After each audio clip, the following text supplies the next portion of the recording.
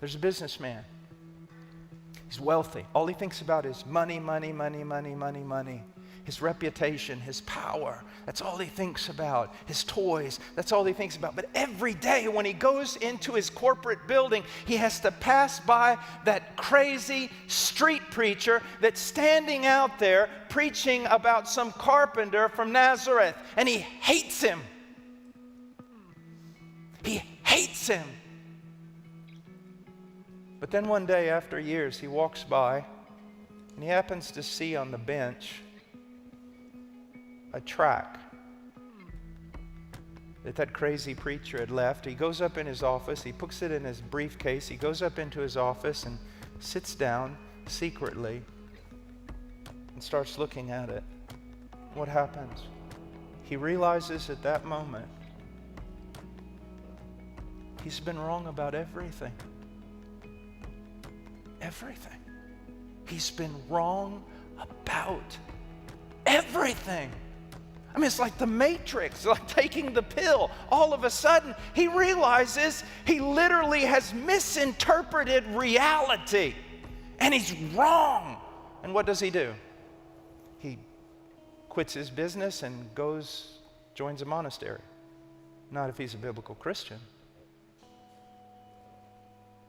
He starts using every one of his gifts, every one of his resources, everything he has for the glory of Christ, for the cause of Christ, and for the benefit of Christ's people. That's what happens. Now, let's bring it down a little bit more. It's a group of girls in school, and I mean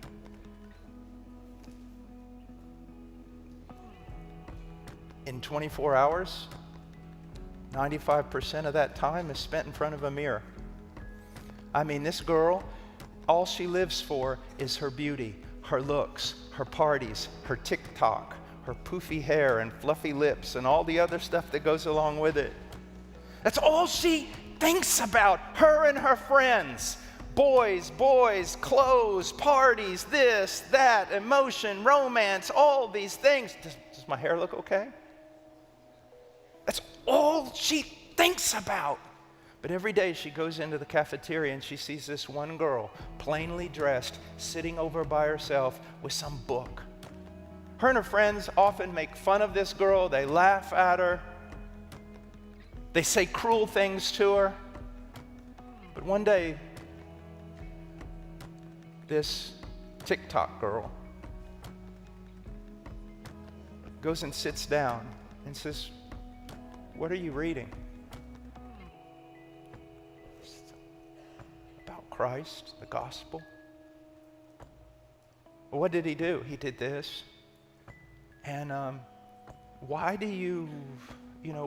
are you so unconcerned about what everyone else is concerned about? Well, there's an inward beauty that I am concerned about, and there are so many things in my life that he has taught. And the girl starts listening, and all of a sudden, as she sits there, she realizes she has been wrong about everything, that her beauty was ugly. Her sophistication was stupid. Her entertainment was frivolous. See, same thing, the Apostle Paul. And she stands up and she follows Christ. Do you see that? Let me ask you a question. Would you identify more with the businessman before or after? Would you identify with the young lady before or after? And that's what we're talking about. You see, you are saved by faith alone. You are saved by faith alone. No work whatsoever. You do not save yourself initially. You do not keep yourself saved. You are saved by faith alone. But what you need to understand is that salvation is not merely a human decision. It's not adopting an ethic. It's not joining some culture or group just because they look clean or cleaner. When a person is truly believing in Christ, it is because they have been born again, a term that has been totally just misused and worn out.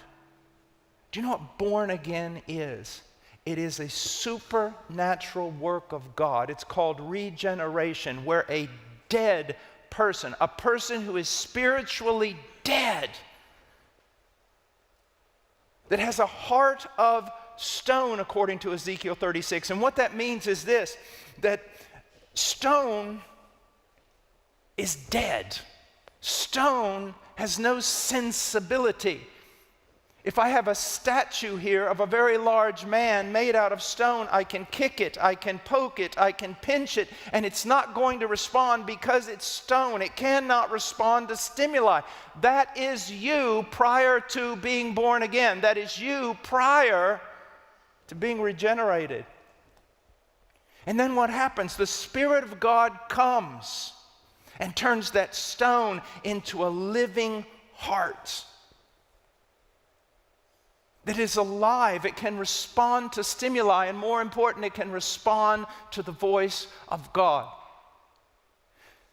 And so what Jesus is teaching here is not that we're saved by means of walking some path, but that if we are saved, the Spirit of God has so regenerated our heart that we're going to walk in newness of life. That doesn't mean we're going to be sinless. That doesn't mean that we're not going to struggle with sin. That doesn't mean that we're incapable of falling. But what it does mean is we've entered into a whole new reality.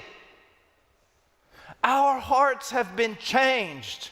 We can look around and see the foolishness of wealth and fame and notoriety and entertainment and pleasure and our own reflection in the mirror. We can see now it's useless. It doesn't bring life. It doesn't bring joy.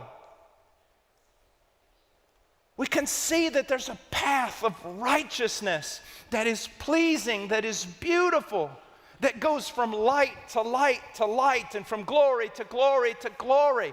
Furthermore, if we have been born again, we have become children of God. That means God has become our Father.